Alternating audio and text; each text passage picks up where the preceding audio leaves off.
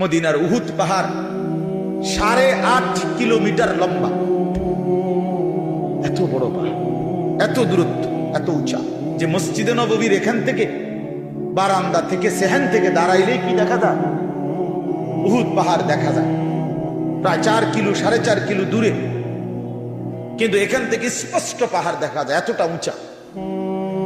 তাহলে এত উঁচু এত লম্বা পাহাড় স্বর্ণ বানিয়ে দিলে আল্লাহ নবী সাল্লাল্লাহু আলাইহি ওয়াসাল্লাম বলেন সে আরো একটা চাই।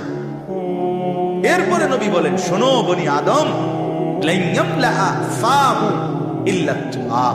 হায়, এই সাহাবীকে ডাক দিয়া বলছে, উবাই ইকরা আলাইয়া কোরআন শরীফ পড়, শোনাও।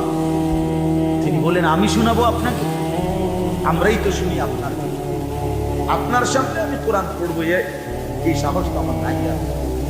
আল্লাহ নবী সাল্লাল্লাহু আলাইহি ওয়াসাল্লাম বললেন, আল্লাহ তাআলা তোমার নাম বলে আমাকে আদেশ করেছেন তোমার কোরআন পড়ার জন্য।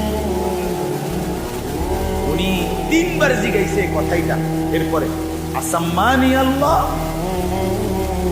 ইয়া রাসূলুল্লাহ, আল্লাহ আমার নাম নিছে? বলে তোমার নাম? আমার নাম? হ্যাঁ তোমার নাম। আমার নাম? বলছে হ্যাঁ তোমার নাম। বাবা, তিনি প্রচন্ড ভাবে কাঁদতে শুরু করছে আর বলছে, হায় নবী, এক গোলামের এর চাইতে বড় সৌভাগ্য আর কি হতে পারে? তার মালিক তার নাম, তার মালিক তার নাম দিছে, এর চাইতে বড় ভাগ্য আল্লাহ আমার নাম। যাই হোক, আমার বলার উদ্দেশ্য হলো এই সাহাবী উবাই ইবনে কাব বলেন,